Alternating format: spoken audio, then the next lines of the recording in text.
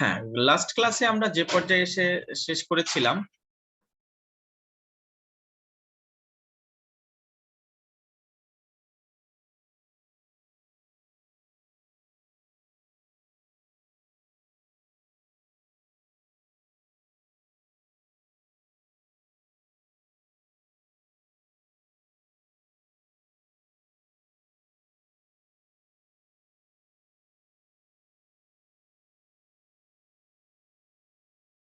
Hello hello yes sir, শোনা যাচ্ছে। হ্যাঁ, আমরা লাস্ট ক্লাসে যে পর্যায়ে এসে শেষ করেছিলাম সেটা হচ্ছে institute of advance studies IAS, এইটা সম্পর্কে বেশ কিছু কনসেপ্ট আমরা নেয়ার চেষ্টা করেছিলাম। তো ওখানে আমরা তার ভিতরের জিনিসপত্রগুলি শেষ মানে শুরু করতে পারিনি বা করিনি। তো আজকে আমরা চেষ্টা করব ওই সময়কার আইএস কম্পিউটারের স্ট্রাকচার। তো আমি তোমাদেরকে রিকোয়েস্ট করব এই আইএস কম্পিউটারের স্ট্রাকচারটা আমরা যদি ঠিকমতো মাথায় রাখতে পারি তাহলে পরবর্তীতে আমাদের কম্পিউটারের ভিতরে যে বিট ওয়াইজ কম্পিউটেশন হয় সেই এক্সাম্পল আছে এবং সেটার কিছু ক্যালকুলেশন আমাদের খুব ভালো করে আয়ত্তে আনতে হবে, সেটা বুঝতে সুবিধা হবে।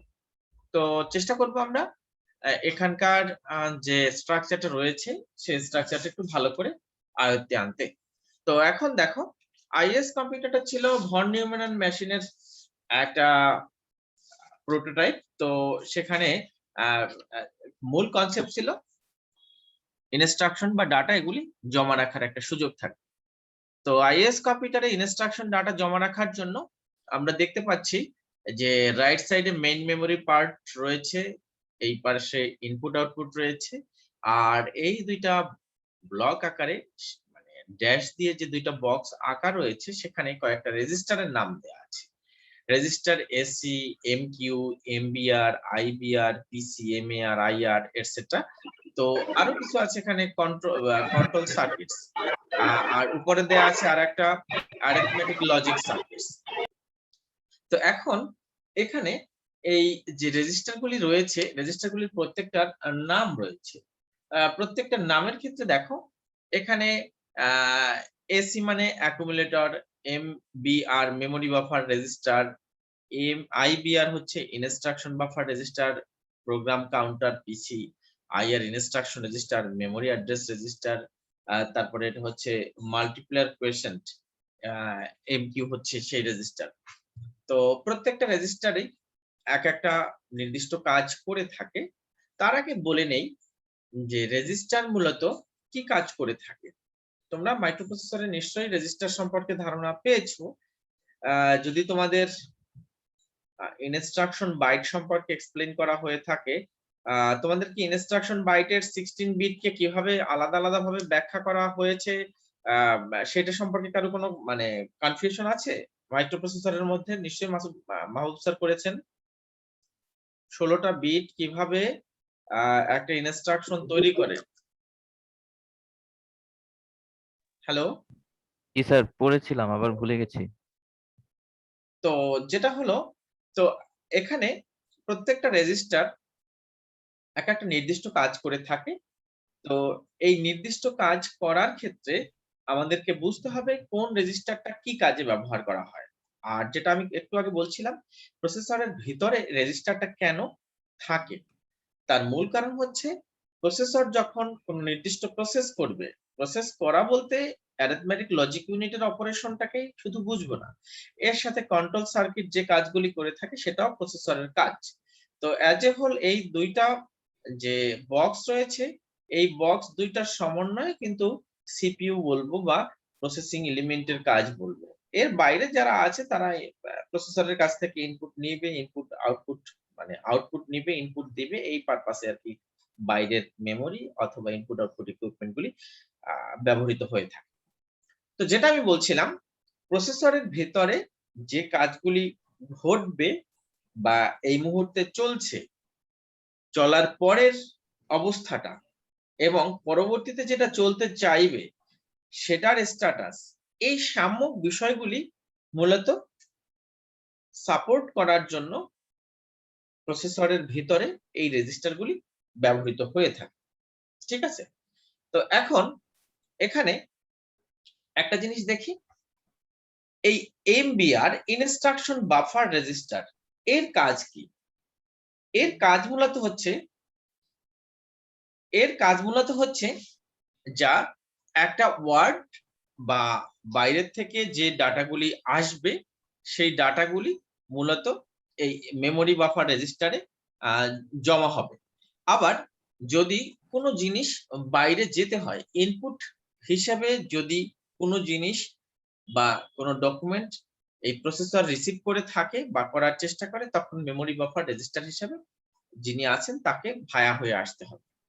বিষয়টা দাঁড়ালো আমরা বহির্গমন অথবা আগমন এই দুইটা পার্টের যে পার্টের অ্যাক্টিভিটিটা ঘটে থাকুক না কেন, সেই পার্টের মুখ্য ভূমিকা হিসেবে পালন করবে এই মেমোরি বাফার রেজিস্টারটা। যদি তুমি কোনো কিছু আউটপুট আকারে প্রোভাইড করতে চাও, সেটা মেমোরি বাফার রেজিস্টার থেকে আউটপুট ইউনিট রিসিভ করবে।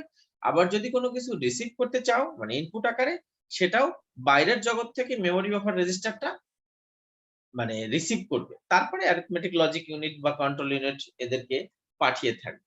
ঠিক আছে, জাস্ট এটা হচ্ছে বাইরের সাথে ইন্টারফেস হওয়ার জন্য একটা অ্যাঙ্করিং পয়েন্ট।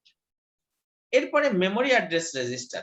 মেমোরি অ্যাড্রেস রেজিস্টারটা হচ্ছে কি, জাস্ট এইটা যেটা করে থাকবে যে মেমোরির কোন জায়গায় আমার ডকুমেন্টটা রয়েছে বা আছে সেইটাকে স্পেসিফাই করার জন্য এই মেমোরি অ্যাড্রেস রেজিস্টারটা ভূমিকা পালন করে। ঠিক আছে, যে মেমোরির কোনো একটা নির্দিষ্ট জায়গা থেকে আমাকে যদি ডকুমেন্ট রিড করতে হয়, সেটাকে মানে মেমোরির ঠিকানাকে আইডেন্টিফাই করাই হচ্ছে এই মেমোরি অ্যাড্রেস রেজিস্টারের কাজ। আগে কি বললাম, একটা জিনিস তোমাদেরকে ক্লিয়ার হতে হবে, মেমোরি একটা জায়গা, যে জায়গাটার একটা নির্দিষ্ট ঠিকানা থাকবে। এখন কোনো একটা জায়গার ঠিকানা আর সেইখানে অবস্থানকারী ব্যক্তিবর্গ, এই দুইটা জিনিস কখনো এক না। যদি ব্যক্তিবর্গকে কোনো কিছু পাঠাতে হয়, তাহলে অবশ্যই তার ঠিকানা সুনির্দিষ্টভাবে লিখতে হবে। যদি আমরা সুনির্দিষ্টভাবে ঠিকানা লিখতে ব্যর্থ হই, তাহলে ওই ঠিকানার ব্যক্তিকে বা ওই ঠিকানার কোনো জিনিসকে আমরা ঠিকমতো অ্যাক্সেস করতে পারবো না। অ্যাক্সেস মিন্স সেখানে কোনো কিছু পাঠাতেও পারবো না, সেখান থেকে কোনো কিছু নিতেও পারবো না। আমি কি বোঝাতে পেরেছি? মেমোরির প্রত্যেকটা বাইটের নির্দিষ্ট একটা ঠিকানা রয়েছে। প্রত্যেকটা সেলের এক একটা সেলে এক একটা বাইট থাকে, 8 বিট। কারণ 8 বিট হচ্ছে একটা ইনফরমেশন এর মানে আমাদের যে ইনফরমেশন যেটাকে আমরা বলি তার স্মলেস্ট ইউনিট হচ্ছে বাইট। তো এর বাইরেও কিছু এক্সেপশন রয়েছে, সেটার বিষয়ে আমরা জানো না। তো স্মলেস্ট ইউনিট যে বাইট, সেই বাইটকে আমরা এলিমেন্টারি ইউনিট ধরে এক একটা মেমোরিকে তার ক্যাপাসিটি হিসাবে কিছু ক্যারেক্টারাইজ করতে চাই। যেরকম আমার পেন ড্রাইভের সাইজ 64 জিবি, যার মানে আমাকে হিসেব করতে হবে এখানে নাম্বার অফ বাইটস কত রয়েছে। এর প্রত্যেকটা বাইটস এর কিন্তু আলাদা আলাদা ঠিকানা থাকবে, যে ঠিকানা যদি আমরা কোনোভাবে অ্যাক্সেস করতে ব্যর্থ হই, তাহলে সেই বাইটটার কোনো ডাটা আমরা রিড করতে পারবো না, সেখানে কোনো ডাটা রাইট করতে পারবো না। যার মানে এই আইএস কম্পিউটারের সাথে যে মেমোরি বা ইনপুট আউটপুট ইউনিট রয়েছে, এখানে আমার মেমোরি নির্দিষ্ট সংখ্যক বাইট সমন্বয়ে একটা মেমোরি এখানে অ্যাটাচ আছে এবং প্রত্যেকটা বাইটের ঠিকানা আলাদা রয়েছে। তার মধ্যে এই মুহূর্তে 1 নম্বর বাইট সেল, যদি এখানে আমি এইটা উপরের অংশ, এখানে যদি আমি একটা বাইট চিন্তা করি, তাহলে এইখানের এই উপরের 1 নম্বর বাইটের ডাটাটাকে যদি আমরা রিড করতে চাই, তাহলে মেমোরি অ্যাড্রেস রেজিস্টার এই 1 নম্বর বাইটকেই ডিফাইন করবে। যদি এখানে 1 নম্বর বাইটে আমরা পৌঁছাতে ব্যর্থ হই, তাহলে কখনোই 1 নম্বর বাইটের ভিতরে যে ডকুমেন্টটা রয়েছে সেটা মেমোরি বাফার রেজিস্টার নিতে পারবে না। আমরা কি এখানে এই জিনিস দুইটা বুঝতে পেরেছি, মেমোরি বাফার রেজিস্টার আর memory address register? Hello everybody. আর একটু আবার মেমোরি বাফার রেজিস্টার আর মেমোরি অ্যাড্রেস রেজিস্টার দুইটার কাজ দুই জিনিস। আচ্ছা, আমরা একটা এক্সাম্পল ধরি। ধরে নাও তোমাদের ক্লাসের কাউকে আমি রাজশাহী থেকে আম পাঠাতে চাচ্ছি। ঠিক আছে, এখন তোমার ঠিকানা যদি আমি ঠিক মতো না জানি, তাহলে আমটা কি তুমি রিসিভ করতে পারবে? নিশ্চয়ই না। তাহলে এইখানে যে ঠিকানায় দ্রব্যটা পৌঁছানোর চেষ্টা করতেছি, মানে ম্যাটেরিয়ালসটা ম্যাঙ্গো, সেই ম্যাঙ্গোটাকে বলছি আমরা ডাটা বা টার্গেটেড ডকুমেন্ট। ঠিক আছে, যে ডাটাটা মূলত জমা থাকবে এই মেমোরি বাফার রেজিস্টার। ওকে, হ্যালো এভরিবডি, দেখা যাচ্ছে? জি স্যার, দেখা যাচ্ছে। Yes sir. আমি যে ডাটাটার কথা বলছি সেই ডাটাটা মূলত ডিল করবে মেমোরি বাফার রেজিস্টার। আর এই ডাটাটা কোন জায়গায় জমা হবে, কোন জায়গা থেকে আসবে, সেইটা নির্দিষ্ট করে দিবে মেমোরি অ্যাড্রেস রেজিস্টার। এখন কি আমরা বুঝতে পারছি? Yes sir. জি স্যার। ধরে নাও আমি তোমাদের ক্লাসে জাস্ট মানে যে কোনো একজনকে যদি আমি স্পেসিফাই করি, তাহলে এইখানে ধরে নাও তার ঠিকানা হচ্ছে জামালপুর, তাহলে তার ঠিকানাটা জমা থাকবে মেমোরি অ্যাড্রেস রেজিস্টারে, আর সেই ঠিকানায় যা পাঠাতে চাইবো সেটা জমা থাকবে এখানে। ঠিক আছে, এখন ধরে নাও প্রথমে আমার ইচ্ছে হচ্ছে একে আমি বরিশাল থেকে কিছু একটা জিনিস, বরিশালে বিখ্যাত আমড়া রয়েছে, হ্যাঁ, আমি তাকে এক কেস আমড়া পাঠাবো, সেই আমড়াটা জমা রয়েছে। সে ফর এক্সাম্পল আমি তোমাদের ক্লাস টিচার হিসাবে আমার ডিজাইন হয়েছে আমার স্টুডেন্টের যে কোনো একজনকে আমি আমড়া পাঠাবো, সেই আমড়াটা আমি আমার রেজিস্টার যেটা রয়েছে নির্দিষ্ট সেইখানে আমি জমা রাখলাম। এখন সেই আমড়াটা কোথায় যাবে সেইটা এই মেমোরি বাফার রেজিস্টার, মানে যেখানে আমি আমড়াটা জমা রেখেছি সে জানে না এই আমড়াটা কোথায় পৌঁছাতে হবে। একটু ক্লিয়ার সবাই? Yes sir. এখন এই আমড়াটা কোথায় যাবে সেইটা নির্দিষ্ট করবে আমারই মধ্যে আর একটা পোর্শন রয়েছে যেটার নাম হচ্ছে মেমোরি অ্যাড্রেস রেজিস্টার। সে ডিফাইন করে দেবে মেমোরি বাফার রেজিস্টারের এই মুহূর্তের ডকুমেন্ট বা কন্টেন্ট কোন দিকে মানে মুভ করবে সেটা নির্দিষ্ট করে দেবে মেমোরি অ্যাড্রেস রেজিস্টার। আমি মেমোরি অ্যাড্রেস রেজিস্টারে যখন গেলাম তখন সে বলল যে না, এই মুহূর্তে মেমোরি বাফার রেজিস্টারের যে আমরার মানে প্যাকেটটা রয়েছে সেটা জামালপুরে যাবে, জামালপুরের নির্দিষ্ট একটা জায়গায়। তাহলে কি হবে, মেমোরি বাফার রেজিস্টার সে জানে না, সে কি করবে এই নির্গমন পথে ছেড়ে দিবে, সে নির্গমন পথ বেয়ে এখান থেকে নির্দিষ্ট ঠিকানা যেটা আবার এইখানে কন্ট্রোল ওয়েতে আর কি মানে কন্ট্রোল সিগন্যাল ডিফাইন করে দিবে, সে ঠিক করে দিবে যে কোন জায়গায় মূলত এই মেমোরি ঠিকানা মেমোরি অ্যাড্রেসের মধ্যে মেইন মেমোরির মধ্যে কোন জায়গায় পৌঁছাবে সেটা এখান থেকে ঠিক করে দিবে। আচ্ছা, তোমরা কি নিচ দিয়ে দেখতে পাচ্ছ? হ্যালো, স্যার কোন নিচে আসলে এটা বুঝতে নিচে পারছি না। বলতে পুরো অ্যাড্রেসের স্ক্রিনটাই দেখতে নিচে লাইনে পাচ্ছি। একটা লাইন আছে, জাস্ট অ্যাড্রেসের নিচে। স্যার অ্যাড্রেসের নিচের লাইনে তো কিছু নাই। লাস্টে আমরা দেখতে পাচ্ছি হচ্ছে প্রোগ্রাম কন্ট্রোল ইউনিট এলইউ। দাঁড়াও।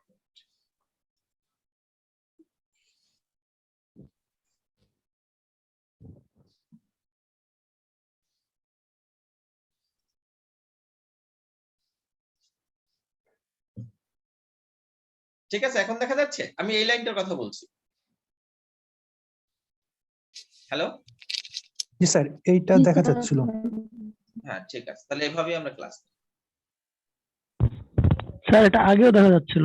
জি স্যার, এইটা আগে দেখা যাচ্ছিল, আমরা মনে করছিলাম স্যার এটা আরো নিচে। ওকে ঠিক আছে, এভাবেই আমি ক্লাস আমি দেখছিলাম না, ওই ইয়াটা দেখাচ্ছিল তো। এনিওয়ে, তো যেটা হলো আমি যেটা বলছিলাম, তো আমার সেই নির্দিষ্ট ঠিকানাটা ডিফাইন করা থাকবে মেমোরি অ্যাড্রেস রেজিস্টারে, সেইখান থেকে অ্যাক্টিভেট করে দেবে কোন সেলে এই মুহূর্তে মেমোরি বাফার রেজিস্টারের ডকুমেন্টটা জমা হবে, সেই সেলটা অ্যাক্টিভেট করার পর মেমোরি বাফার রেজিস্টার থেকে এখানে ডকুমেন্ট ঢুকে যাবে। এটুকু বুঝতে পেরেছি? জি স্যার। Yes sir. ওকে, এখন হচ্ছে ইনস্ট্রাকশন রেজিস্টার। ইনস্ট্রাকশন রেজিস্টারটা হচ্ছে সেই রেজিস্টার যেটার কাজ হচ্ছে ইনস্ট্রাকশন রেজিস্টার এর কাজ হচ্ছে জাস্ট যে ইনস্ট্রাকশনটা এর নেক্সট স্টেপে এক্সিকিউট হতে যাচ্ছে আর কি। ঠিক আছে, ইনস্ট্রাকশন বাফার রেজিস্টারটার কাজ হচ্ছে জাস্ট রাইট, যদি কোনো ইনস্ট্রাকশনের রাইট হ্যান্ড সাইড থেকে থাকে, রাইট হ্যান্ড ইনস্ট্রাকশন মানে যদি ওখানে যে আমরা কিছুক্ষণ মানে লাস্ট ক্লাসে দেখছিলাম না 40 বিটের ওয়ার্ড, সেখানে 2টা করে ইনস্ট্রাকশন ছিল, দেখেছিলাম কি?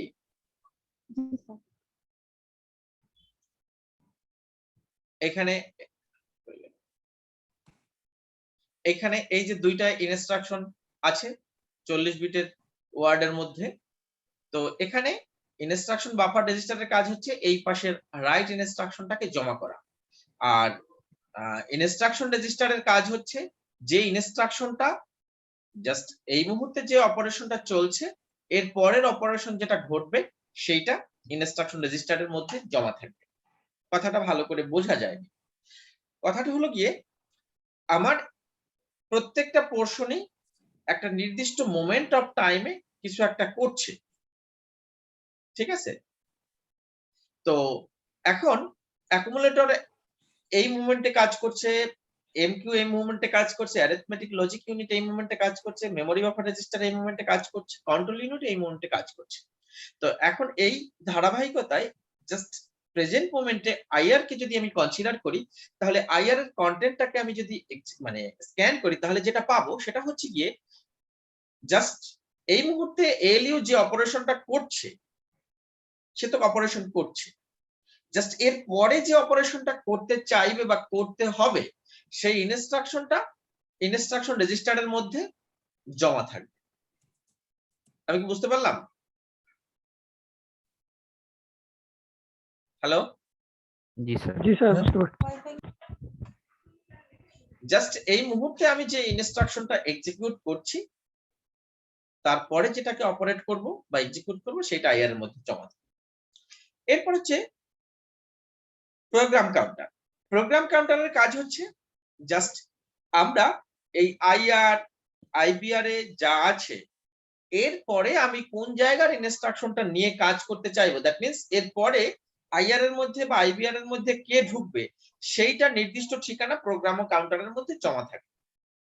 কথাটা বোঝা গেছে? জি স্যার। পিসির কাজ হচ্ছে তাহলে ধারাবাহিকভাবে কি হচ্ছে, এই মুহূর্তে সর্বশেষ ফাইনাল কাজ করছে অ্যারিথমেটিক লজিক ইউনিট, তারপরে যেটা অ্যারিথমেটিক লজিক ইউনিট করবে সেটা জমা থাকবে কোথায়? আইআর এর মধ্যে, তারপরে যেটা করবে সেটা জমা থাকবে কোথায়? আইবিআর এ, এরপরে নেক্সট যেটা আসবে সেটা প্রোগ্রাম কাউন্টারের মধ্যে আসবে। জাস্ট এইভাবে সিকোয়েন্সিংটা এখানে মেইনটেইন মূলত হয়ে থাকে। আমরা একটু পরে দেখব যখন ইলাবোরেটলি আমরা এই মানে অপারেশন গুলি স্টেপ বাই স্টেপ দেখার চেষ্টা করব তখন এটা বুঝতে পারবো। অ্যাকুমুলেটর এবং মাল্টিপ্লায়ার কোশেন্ট উপরে যেটা রয়েছে এসসি এবং এমকিউ, এটার কাজ হচ্ছে জাস্ট টেম্পোরারিলি অপারেন্ট এবং রেজাল্ট যেটা অ্যারিথমেটিক লজিক ইউনিটের মধ্যে প্রডিউস হয়ে থাকবে, রেজাল্টটা অ্যারিথমেটিক লজিক ইউনিটে প্রডিউস হয়ে থাকবে, এবং অপারেন্ট যেটা আছে সেটা অ্যারিথমেটিক লজিক ইউনিটের মধ্যে অপারেশনের জন্য প্রয়োজন হয়ে থাকবে। প্রত্যেকটা অপারেশনের জন্যই আমার অপারেন্ট দরকার পড়ে, যেটা আমরা আগেই জানি। সেই অপারেশনের ক্ষেত্রে সেটা লজিক্যাল হোক বা অ্যারিথমেটিক্যাল হোক, সেই অপারেশনের অপারেন্টটা এসি এবং এমকিউ এই দুজনে মিলে অপারেন্ট এবং রেজাল্ট দুইটাকেই হোল্ড করে থাকে, ঠিক আছে? এখন এখান থেকে একটা জিনিস আমাকে বুঝতে হবে যে একটা ইনস্ট্রাকশন কমপ্লিট হওয়ার জন্য, কমপ্লিট বলতে জাস্ট ইনস্ট্রাকশন মেমোরি থেকে নেয়া, এক্সিকিউট হওয়া এবং তার রেজাল্ট প্রডিউস হওয়ার পর যথোপযুক্ত স্থানে সেটাকে জমা করে দেয়া, এই যে প্রক্রিয়াটা যেটাকে আমরা বলবো একটা সাইকেল। সাইকেল সম্পর্কে তোমাদের ধারণা নিশ্চয়ই আগে রয়েছে যে একই কাজ যদি রিপিট করা হয় তার মানে সময়ের সাপেক্ষে সেটাকে আমরা এক একটা সাইকেল বলছি।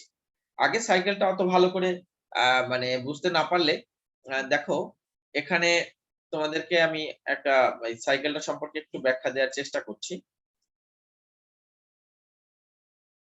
আচ্ছা, এইখানে কয়টা সাইকেল রয়েছে? তো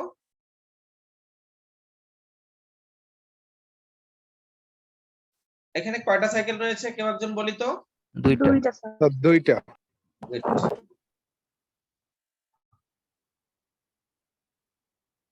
এখানে কয়টা সাইকেল রয়েছে? এখানেও একটা ফুল সাইকেল তো নাই স্যার। দুইটা। হ্যাঁ, আর এখানেও দুইটা।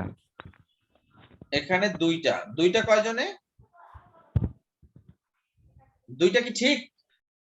স্যার এখানে তো একটা ফুল এখানে চারটা অর্ধ স্যার এখানে সার্কেল। চারটা হাফ সাইকেল স্যার। চারটা হাফ সাইকেল। আর কেউ কোনো? চারটা হাফ। চারটা হাফ সাইকেল। আর এনিবডি এলস? মেয়েদের মধ্যে কেউ একজন বলো। এখানে কয়টা সাইকেল রয়েছে?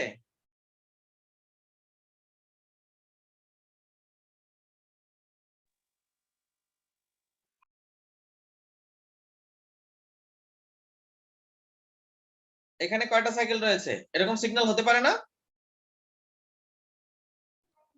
জি স্যার। এখানে কয়টা সাইকেল রয়েছে? স্যার এখানেও দুইটা হাফ।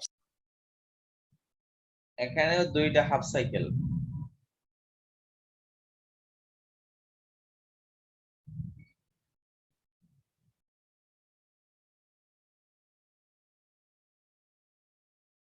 আচ্ছা সরি, হচ্ছে না, একটু বড় জায়গা লাগে।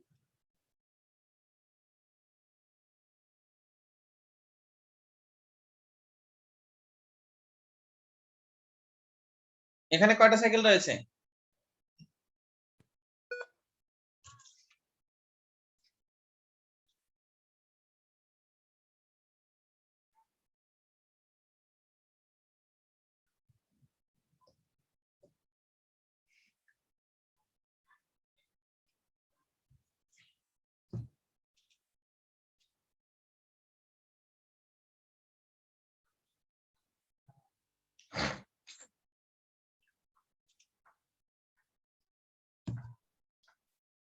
জি স্যার। আমার বরিশালের এখানে যারা আছো তারা নিশ্চয়ই দেখতে পাচ্ছ বাইরে মনে হয় প্রচুর ঝড় ঝঞ্ঝাট শুরু হয়ে যাবে, তো আমরা চেষ্টা করছি। জি স্যার, যশোরে অলরেডি হচ্ছে। যশোরে already আমার ইলেকট্রিসিটি চলে গেছে, আমার ইলেকট্রিসিটি চলে গেছে, মানে পরে আমি মোবাইল ডাটা থেকে স্টার্ট করেছি।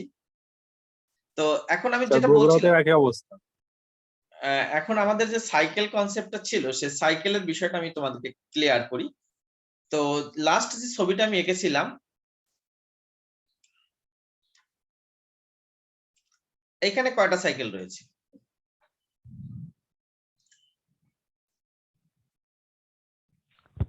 স্যার দুইটা স্যার। দুইটা। দুইটা কয়জনে? আপনি প্রথম সাইকেলের উপরের অংশটুকু কি মানে ইচ্ছা করে এরকম কার্ভ দিয়েছেন নাকি? না, এরকম একটা সিগন্যাল হতে পারে না? হ্যাঁ, ইচ্ছে করে আমি দিয়েছি, এরকম কি আচ্ছা, একটা সিগন্যাল হতে পারে না? জি স্যার, দুইটাতে না। তোমরা কখনো কি ইসের মানে পালস রেটের বিভিন্ন মুভিতে অথবা কেউ যদি ওই পালস রেট মেশিন দিয়ে দেখে থাকো তাহলে তার সিগন্যালটা কি দেখেছো? Signal sir. কি এরকম, সিগন্যাল কি এরকম হতে পারে না? পসিবল না? জি স্যার। তাহলে এখন যদি আমাদের সিগন্যালটা এরকম হয় তাহলে সেখান থেকে সাইকেল কিভাবে আমরা বের করবো? যার মানে আমাদের সাইকেলের কনসেপ্টটা যে দুই বলেছো সে ঠিক বলেছে, কিন্তু বুঝেছো কিনা সেটা আমার কাছে ক্লিয়ার না। ব্যাখ্যা দিতে পারবা? স্যার আমি যতটুকু জানি স্যার, ওই যে মাঝামাঝি অক্ষর। হ্যাঁ, মাঝামাঝি অংশ। স্যার মাঝামাঝি অক্ষরেখা থেকে উপরের দিকে যদি কোনো কিছু গিয়ে আবার নিচের দিকে ব্যাক করে কার্ভ সিস্টেম করে তাহলে একটা করে মানে সাইকেল হয়। না, তাহলে তোমার সম্পূর্ণটা। সাইকেলের ধারণাটা সম্পর্কে একটু চেঞ্জ স্যার হবে। একটি নির্দিষ্ট বিন্দু কোনো একটি জায়গা থেকে যাত্রা শুরু করে আবার যদি ওই বিন্দুতে ফিরে আসে তখনই কেবলমাত্র একটা সাইকেল তৈরি হয়। ওকে, গুড। এটা হলো আমাদের থিওরিটিক্যাল বা সাইকেলের ডেফিনেশন, বাট আমরা সাইকেলের ডেফিনেশন যেটা জানি সেটা বাস্তবে বুঝি কতটা, এইটা এইখান থেকে যদি ব্যাখ্যা দিয়ে বোঝাতে পারো তাহলে বুঝবো যে ইউ আর ওকে। এখন আমি তোমাদের ব্যাখ্যা দেই, অনেক সময় হলো। তো যেটা হলো, এটা হলো টাইম ডোমেন, তাই না?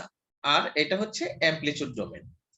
এখন টাইম এবং অ্যামপ্লিচিউড ডোমেইনের বিপরীতে আমি একটা কার্ভ ড্র করেছি। সাইকেলের ডেফিনেশন থেকে আমরা জানি যদি কখনো সময় সাপেক্ষে কোনো ঘটনা পুনরাবৃত্তি ঘটে সেটাকে আমরা সাইকেল বলছি। সেটা যে আমাদের মানে ফিজিক্সের ভাষায় বা ম্যাথমেটিক্সের ভাষায় বা কার্ভের ভাষায় হতে হবে এমনটা না। এখন এখানে দেখো, এই সিগন্যালটার দশা যদি আমি বিবেচনা করি, জিরো টাইমের যে দশা রয়েছে এখান থেকে আমি দশা স্ক্যান করতে করতে এই কার্ভ এখানে এই যতটুকু আছে এখানেও ঠিক একই কার্ভ রিপিট করেছে না? আবার এখান থেকে নিচে এতটুকু আসলাম, একই কার্ভ, নিচে এখানে এইটুকু আছে। এরপরে এইখানে অ্যামপ্লিটিউড 0 এই পর্যন্ত আসলাম, মানে এইখান থেকে স্টার্ট করে এই পর্যন্ত যতটুকু আমি পেয়েছি এবং যা পেয়েছি একই দশা, একই কার্ভের রিপিটেশন এইখান থেকে, এটা যদি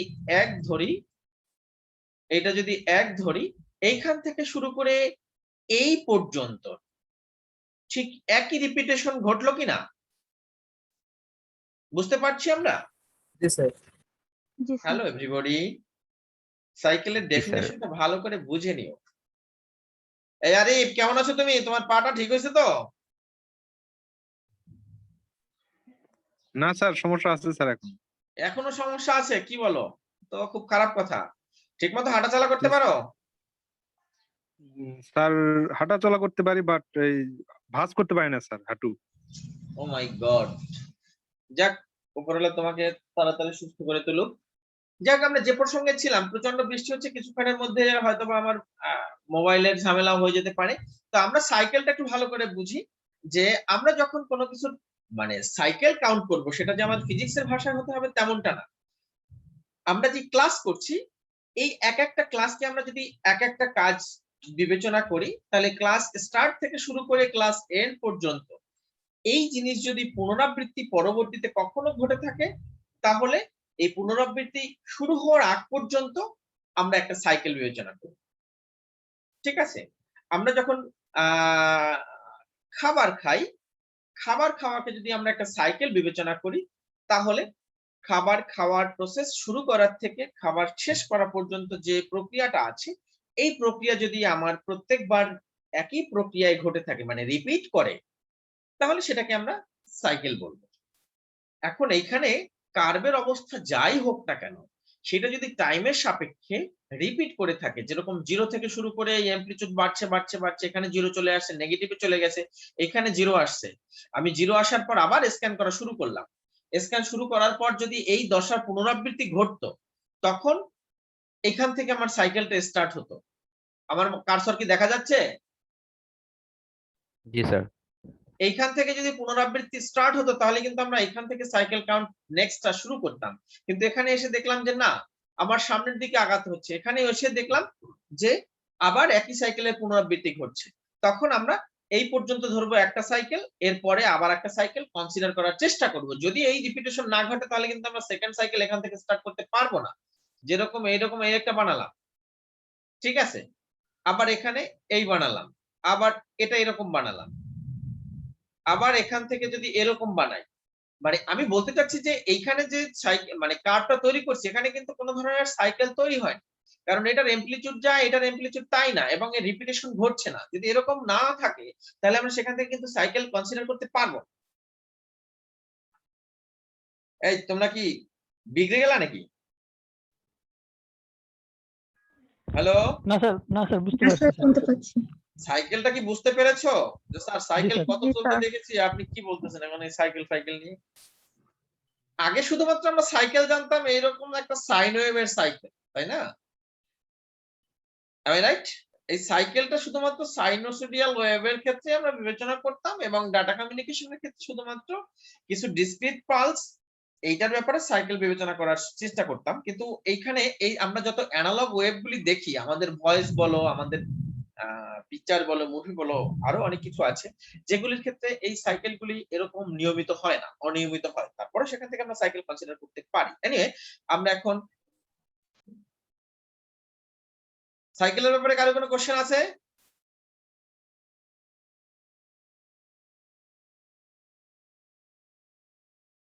এখন এখানের ক্ষেত্রে আমরা সাইকেলটা বিবেচনা করব যে একটা অপারেশন করার ক্ষেত্রে বা একটা ইনস্ট্রাকশন এক্সিকিউশন করার ক্ষেত্রে সেই ইনস্ট্রাকশনটা মেমরি থেকে রিট্রাইভ করার পর সেটাকে এক্সিকিউট করার পরে রেজাল্টটাকে মেমরিতে জমা রাখা। দ্যাট মিন্স মেমরি থেকে নেয়া এবং মেমরিতে জমা করা, এই প্রক্রিয়াটা পুনরাবৃত্তি প্রয়োজন প্রত্যেকটি ইনস্ট্রাকশন এক্সিকিউশন করার ক্ষেত্রে। এক্ষেত্রে যেটা করছে সেটা হচ্ছে এই আইএস কম্পিউটারের ক্ষেত্রে এই টোটাল এক্সিকিউশন সাইকেলটাকে দুইটা ভাগে ভাগ করা হয়েছে, মানে ইনস্ট্রাকশন সাইকেলটাকে দুইটা ভাগে ভাগ করা হয়েছে। একটা হচ্ছে ফিচ সাইকেল আর একটা হচ্ছে এক্সিকিউশন সাইকেল। ঠিক আছে, জাস্ট আইএস কম্পিউটার রিপিটেডলি এই ইনস্ট্রাকশন এক্সিকিউশন করার জন্য এই প্রক্রিয়াটাই অবলম্বন করবে।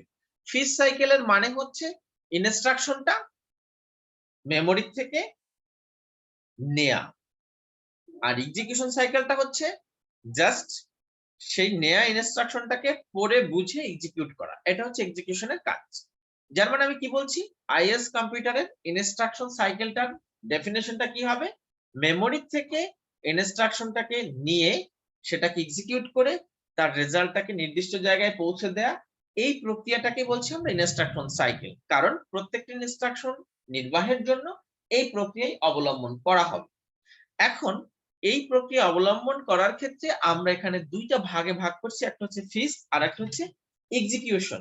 এখন ফিচের কাজ হচ্ছে যে মেমোরি থেকে ডাটাটাকে বা ইনস্ট্রাকশনটাকে রিট্রাইভ করা, আর এক্সিকিউশনের কাজ হচ্ছে রিট্রাইভ করা ইনস্ট্রাকশন অনুসারে এক্সিকিউট করা। ঠিক আছে, তো এখন এই আইএস কম্পিউটার মূলত যে অপারেশনগুলি করে থাকে সেই অপারেশনগুলির ক্যাটাগরি হচ্ছে এরকম: unconditional branch, conditional branch, data transfer, arithmetic, address modify. তাহলে কয় ধরনের অপারেশনের কথা এখানে উল্লেখ করলাম? 5 ধরনের অপারেশনের কথা উল্লেখ করলাম। 5 ধরনের অপারেশন কি আছে? আনকন্ডিশনাল, কন্ডিশনাল এই 2 ধরনের ব্রাঞ্চিং আছে, ডাটা ট্রান্সফার এই এক ধরনের, এরপরে অ্যারিথমেটিক অপারেশন, আর ফাইনালি হচ্ছে অ্যাড্রেস মডিফাই অপারেশন। এই 5 ধরনের অপারেশন করে থাকে। এখন প্রশ্ন হচ্ছে এই অপারেশন করার জন্য প্রথম ক্লাসে আমি বলছিলাম যে প্রত্যেকটা প্রসেসর প্রস্তুতকারী কোম্পানি যখন প্রসেসরটা রিলিজ দিয়ে থাকে তখন সেই কোম্পানি নিশ্চয়ই উল্লেখ করে দিবে এই প্রসেসরের যোগ্যতা কি আছে। আইএস কম্পিউটারের এই যোগ্যতা এরকম ভাবে উল্লেখ করা আছে। কয় ক্যাটাগরির যোগ্যতায় তার আছে আইএস কম্পিউটারের? 5 ক্যাটাগরি। একটা হচ্ছে কন্ডিশনাল আর আরেকটা হচ্ছে আনকন্ডিশনাল। এই 2 ধরনের ব্রাঞ্চিং হয়। ব্রাঞ্চিং কি জিনিস সেটা আমরা একটু পরে দেখব। ব্রাঞ্চিং একটু পরে না, এখনই বলছি যে আমরা সি ল্যাঙ্গুয়েজে যেরকম কন্ট্রোল ট্রান্সফার করতাম, কিরকম go to statement, continue statement, break statement, for লুপের লাস্ট ব্র্যাকেট, সুইচ কেস, এই যে বিষয়গুলি আমরা উল্লেখ করলাম সি ল্যাঙ্গুয়েজের ক্ষেত্রে, এখানে কিন্তু প্রত্যেকটার ক্ষেত্রে ব্রাঞ্চিং হয়। প্রত্যেকটার ক্ষেত্রেই ব্রাঞ্চিং হয়। কারণ কি, আমরা যখন গো টু স্টেটমেন্ট পাই তখন গো টু পাওয়ার সাথে সাথে যে জায়গায় বলে দেয়া থাকে সেইখানে কন্ট্রোলটা ট্রান্সফার করে ফেলে, যার মানে পরবর্তী ইনস্ট্রাকশন এক্সিকিউশন করার জন্য প্রসেসরের কন্ট্রোল সিগন্যালটা নেক্সট যে জায়গায় গো টু বলা আছে সেইখানে চলে যাবে। ঠিক এই সি ল্যাঙ্গুয়েজ তো বর্তমানে আমরা ইমপ্লিমেন্ট করে থাকি, কিন্তু আইএস তো প্রথম কম্পিউটারের মানে প্রথম দিকের কম্পিউটার, সেখানে যে 5 ধরনের অপারেশন করতে পারতো তার মধ্যেও কিন্তু ব্রাঞ্চিং ছিল। তার মধ্যে আরেকটা ছিল ডাটা ট্রান্সফার, ডাটা এক জায়গা থেকে আরেক জায়গায় নেয়া। কিরকম এক জায়গা থেকে আরেক জায়গায় নেয়া? মেমোরির একটা জায়গা থেকে আরেকটা জায়গায় আমি ডাটা মুভ করতে চাইতেই পারি, মেমোরি থেকে ইনপুট আউটপুটে ডাটা ট্রান্সফার করতেই চাইতে পারি, আবার ইনপুট আউটপুট থেকে মেমোরির মধ্যে ডাটা ট্রান্সফার করতেই চাইতে পারি। এরপর হচ্ছে অ্যারিথমেটিক অপারেশন, কিছু অ্যারিথমেটিক্যাল অপারেশন এখানে করতে পারতো এবং অ্যাড্রেস মডিফিকেশনের কিছু অপারেশন ছিল। এখন প্রসঙ্গ হচ্ছে এই 5 প্রকার অপারেশন করার জন্য আইএস প্রস্তুতকারী যারা করেছেন সেই ভন নিউম্যান অ্যাডভান্স স্টাডিজ, যে ইনস্টিটিউট অফ অ্যাডভান্স স্টাডিজ, তারা এই আইএস কম্পিউটারের জন্য সব মিলিয়ে সম্ভবত 21টা ইনস্ট্রাকশন তৈরি করতে পেরেছিল। যার মানে এই কম্পিউটার সব মিলিয়ে 21টা ইনস্ট্রাকশন, সব মিলিয়ে 21টা ইনস্ট্রাকশন এক্সিকিউট করার ক্ষমতা রাখতো। 21 ধরনের নয়, টোটাল নাম্বার অফ ইনস্ট্রাকশনস হচ্ছে 21। যার মানে অ্যারিথমেটিক লজিক ইউনিটের মধ্যে সেই ডিফারেন্ট অ্যাক্টিভিটি পারফর্ম করার জন্য টোটাল 21 ধরনের ক্যাপাবিলিটি আছে। আমি তোমাদের কিছুদিন বলতে প্রথম দ্বিতীয় ক্লাসে ওই যে কিচেন ব্ল্যাক বক্স তৈরি করেছিলাম, যেখানে খাসির মাংস দিলে মাটুন হতো ঝাল, মানে মাটুন ফ্রাই, আর মুরগির মাংস দিলে মানে চিকেন রোস্ট, আর পোলার চাল দিলে পোলাও হয়ে যেত। এইখানে অ্যারিথমেটিক লজিক ইউনিট সেই ব্ল্যাক বক্সের কাজ করবে। এখান থেকে টোটাল কত প্রকারের আউটপুট বের হবে? 21 প্রকারের আউটপুট বেরোবে, 21 ধরনের অপারেশন সে করতে পারবে। এবং সেই 21 ধরনের অপারেশন করার জন্য তার মধ্যে যা যা প্রয়োজন সেটা আইএস প্রস্তুতকারী যারা তারা সেট করে দিয়েছে। এই আমার ব্যাখ্যা কি তোমরা শুনতে পাচ্ছ, বুঝতে পারছো? জি স্যার। কারো কোনো কোশ্চেন রয়েছে? আমি এখানে খুব মানে স্লোলি আগানোর চেষ্টা করছি যাতে করে আমরা পরবর্তীতে এই কনফিউশন গুলি অ্যাভয়েড করতে পারি। হয়তোবা অনেকের কাছে বোরিং ফিল হচ্ছে যে স্যার একই কথা আপনি বারবার রিপিট করছেন, তারপর আমি করছি এই কারণে তোমাদের সুবিধার জন্য। তো এখন এই 21টা ইনস্ট্রাকশন কি কি রয়েছে আমরা একটু দেখার চেষ্টা করছি।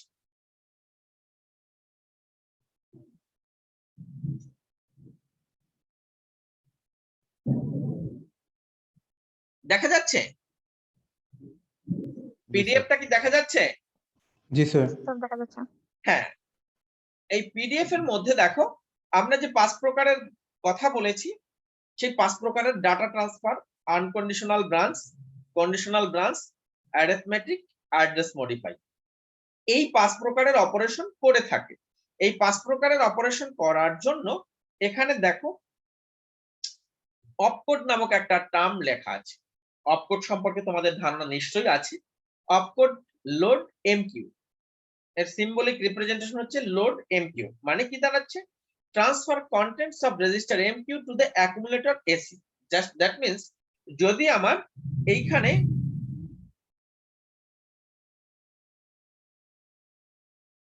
এই অপকোড যে 8 বিট আছে সেই 8 বিটের মধ্যে যদি দেখতে পাচ্ছ, হ্যালো, জি স্যার।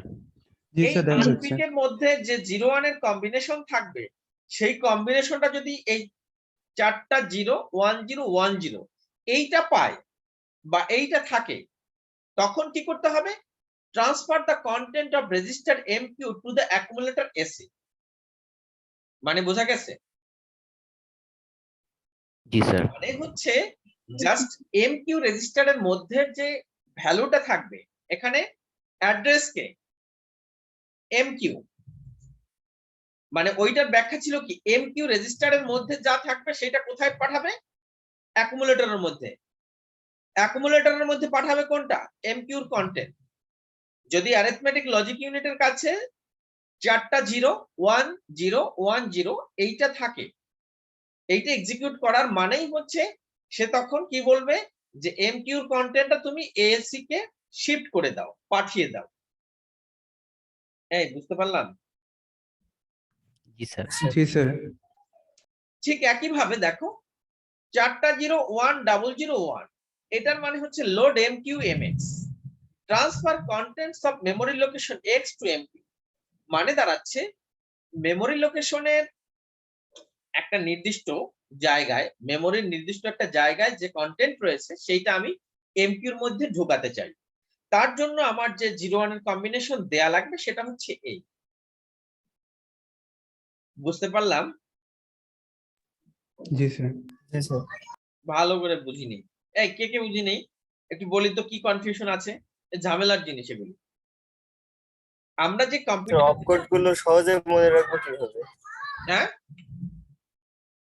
অপকোড গুলো সহজে মনে রাখবো কিভাবে?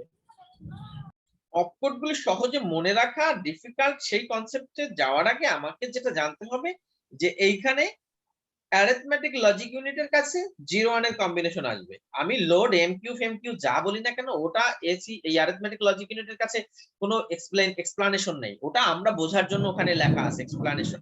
কিন্তু অ্যারিথমেটিক লজিক ইউনিটের কাছে যদি 4টা 0 1 0 1 0 থাকে তাহলে বুঝতে হবে এমকিউ এর কন্টেন্টটা এসির মধ্যে শিফট হয়ে যাবে। That means arithmetic logic unit যখনই 4টা 0 1 0 1 0 পাবে তখন এমকিউ এর কন্টেন্টটাকে সে এসির মধ্যে শিফট করে দিবে। এখন আমার যদি কখনো কোনো প্রোগ্রামের মধ্যে এমকিউ এর কন্টেন্টটা এসির মধ্যে শিফট করার প্রয়োজন পড়ে তাহলে আমি যখন প্রোগ্রাম লিখবো তখন আমার কি লিখতে হবে? 4টা 0 1 0 1 0। ক্লিয়ার? জি স্যার। জি স্যার। এখন কোশ্চেন হচ্ছে যে স্যার আপনি এত কিছু বোঝাচ্ছেন, বর্তমান কম্পিউটারে তো 1 0 1 0 এরকম কোথাও লিখি না। এখন বর্তমান কম্পিউটারে আমি লিখি কি অ্যাসাইনমেন্ট অপারেটর করি। কি রকম? একটা ভেরিয়েবল ডিক্লেয়ার করি, তার সাথে রাইট সাইডে একটা কিছু লিখে দেই বা অন্য কোনো যেভাবে অ্যাসাইন করা হয় সেটা লিখে দিই, অ্যাসাইন হয়ে যায়। এখন এই অ্যাসাইনমেন্ট অপারেটরটা যখন কম্পাইলার মানে ট্রান্সলেট করে তখন সে এরকম অপকোড টাইপের এই 0 1 এর কম্বিনেশন কিছু তৈরি করে থাকে। আমরা কি বুঝতে পেরেছি? জি স্যার। জি স্যার। জি স্যার। ফাইনালি মেশিনের কাছে কিন্তু এই 0 1 এর কম্বিনেশনই পৌঁছায়। ঠিক একইভাবে আনকন্ডিশনাল ব্রাঞ্চের ক্ষেত্রে এই 8 বিটের কম্বিনেশন উল্টাপাল্টা হেরফের করে দিলেই সেখান থেকে এক এক ধরনের কাজ হচ্ছে। এখন আমার কাছে কোশ্চেন হতে পারে যে স্যার এই 8টা বিটের কম্বিনেশন উল্টাপাল্টা করে দিলেই যদি চেঞ্জ হয়ে যায় কাজের ধরন, তাহলে আমি যদি আমার মতো করে একটা চেঞ্জ করে দিই তাহলে কি সে কাজ করতে পারবে? এটা একটা কোশ্চেন হতে পারে না? যে আপনি এখানে যে 8টা বিটের কম্বিনেশন দেখাচ্ছেন এর বাইরে যদি আমি কোনো কিছু দেই তাহলে কি এই কম্পিউটার কাজটা করতে পারবে? না স্যার।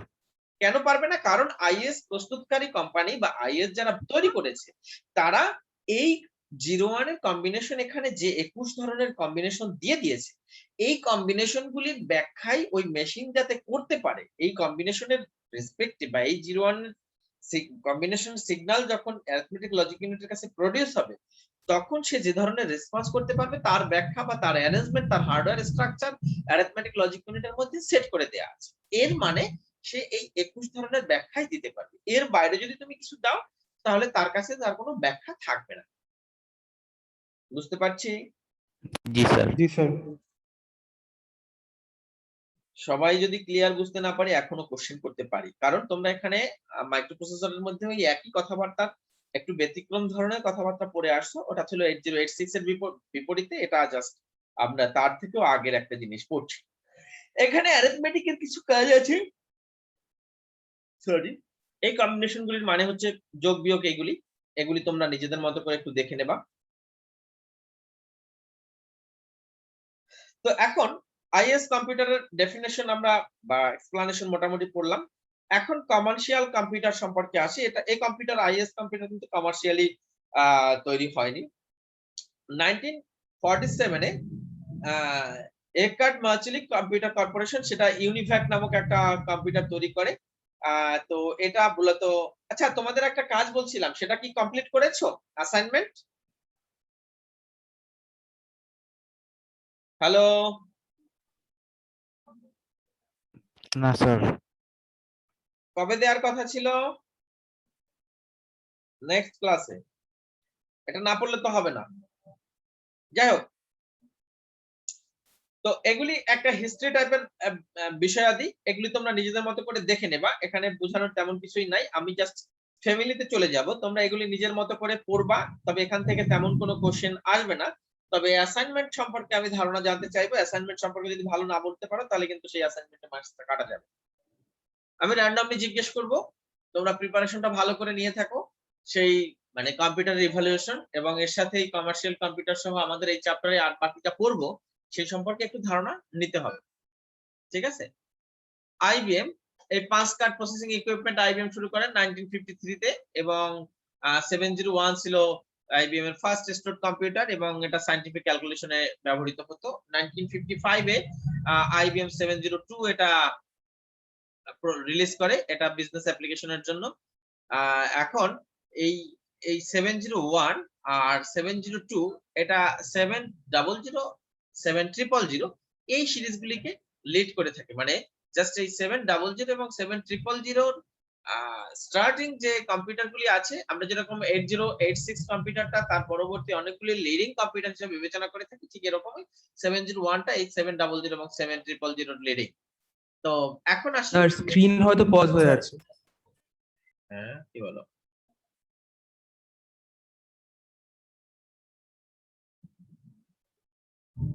এখন দেখা যাচ্ছে? জি স্যার। জি স্যার, এখন দেখা যাচ্ছে। এখন আসো ট্রানজিস্টর। ট্রানজিস্টর সম্পর্কে আমরা অনেকেই অল্প বিস্তর জানি। তো এটা মূলত আমাদের এই ইলেকট্রনিক্স যুগের যে বৈপ্লবিক পরিবর্তন এই ট্রানজিস্টর আবিষ্কারের ফলেই আসলে ঘটেছে। ট্রানজিস্টর আবিষ্কার না হলে আসলে আমরা বর্তমানে যে বিপ্লবটা দেখছি সেটা সম্ভব ছিল না। যেরকম এই ভ্যাকুয়াম টিউব সম্পর্কে আমরা প্রথম কম্পিউটার ENIAC দেখলাম, যেটা আসলে খুব লার্জ স্কেলের কম্পিউটার ছিল, যেটা সম্পর্কে আসলে আমরা যে ধারণাটা পেয়েছি সেটা বর্তমানে যদি কেউ ওই ধরনের কম্পিউটারের কনসেপ্টের কথা প্রপোজ করে বা বলে সেক্ষেত্রে আমরা সেটাকে কেউ সহজে অ্যাকসেপ্ট করব না। বাট এটাই ছিল আমাদের মানে বিবর্তনের ধারাবাহিকতার প্রথম কম্পিউটার।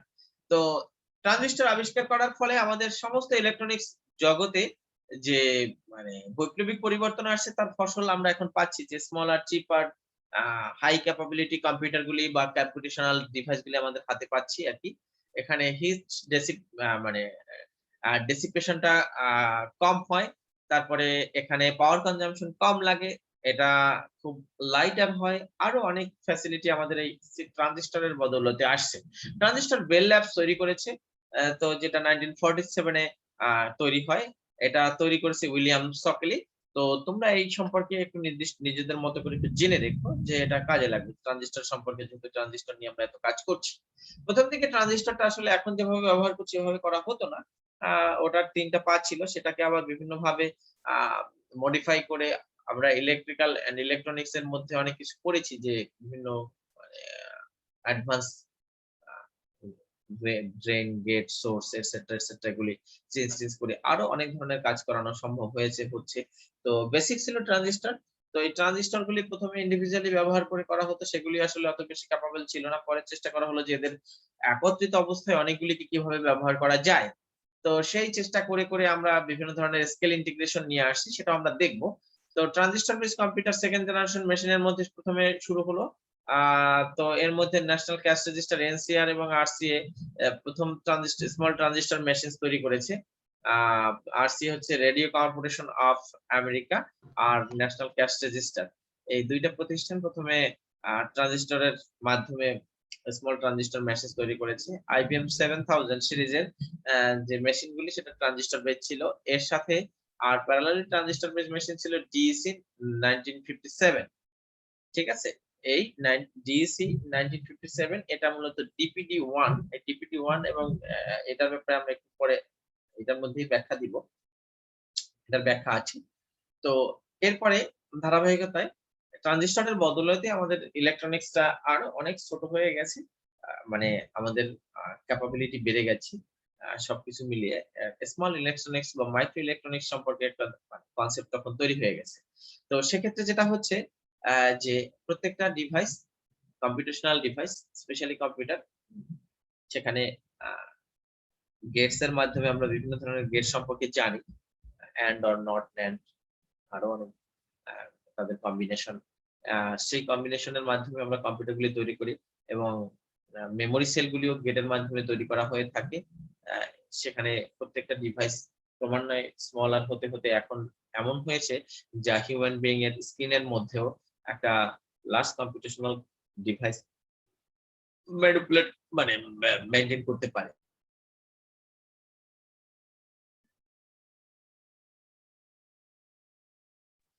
হ্যালো, জি স্যার, শুনতে পাচ্ছি। আচ্ছা বুঝলাম না, আমি মাঝখানে আমাকে মানে এরকম হাওয়া হয়ে গেলে কেমনে হবে? এগুলি কি জুম আউট করে দেয় না জুম ক্যান্সেল করে দেয় কি জানি? তোমরা কি জয়েন করা থাকো না তোমরা আউট হয়ে যাও? স্যার আমি এটা কি জানি বুঝলাম না। তো যেটা হলো এই আমরা প্রথম দিন ক্লাসেই বলছিলাম যে বিজ্ঞান মানে বিদ্যুতের দুইটা ব্রাঞ্চ, মূলত কন্ডাক্টর এবং সেমিকন্ডাক্টর বেস। আর সেমিকন্ডাক্টর বেস যেটা আছে সেটা মূলত এই ট্রানজিস্টর বেসকেই বলা যায়, কারণ ট্রানজিস্টর ছাড়া আমাদের ইলেকট্রনিক্স এর অস্তিত্ব কল্পনাই করা যায় না। ঠিক আছে, এরপরে কম্পিউটারের জেনারেশন সম্পর্কে যদি আমরা একটু ধারণা নিতে চাই, সেখানে দেখো এটা আসলে মূলত বিদ্যুৎ ব্যবহার করার পরে এই জেনারেশন গুলির কথা বিবেচনা করা হয়েছে। ভ্যাকুয়াম টিউব কম্পিউটারটা কিন্তু বিদ্যুৎ ব্যবহার করে কাজটা করতো। 1946 থেকে 1957 পর্যন্ত আসছে। এরপরে ট্রানজিস্টর আছে 1958 থেকে 64 পর্যন্ত। শুধুমাত্র এটা আলাদা আলাদা ভাবে ট্রানজিস্টর ব্যবহার করে এই জেনারেশনটা চলছে।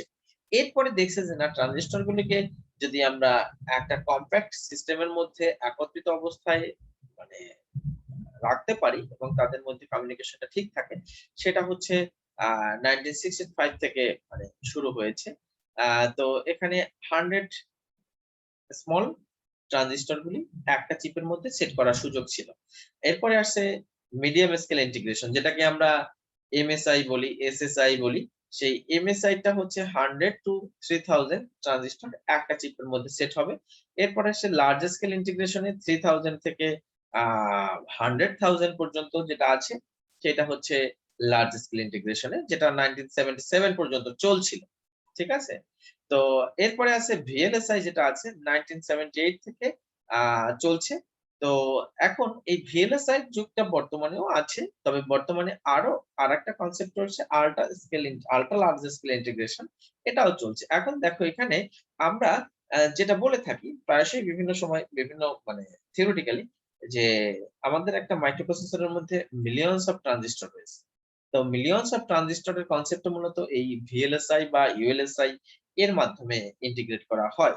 তো তোমার ওই ছোট জাস্ট কত 2 স্কয়ার ইঞ্চির মধ্যে যদি বিলিয়নস অফ ট্রানজিস্টর সেট করার প্রয়োজন পড়ে, সেটা কি হিউম্যান বিইং এর পক্ষে আলাদা আলাদা ভাবে তাতাল ধরে জোড়া লাগিয়ে পসিবল, যে তার এমিটার বেস কালেক্টর খুঁজে খুঁজে বের করে এগুলি জোড়া লাগিয়ে একটা প্রসেসর তৈরি করা?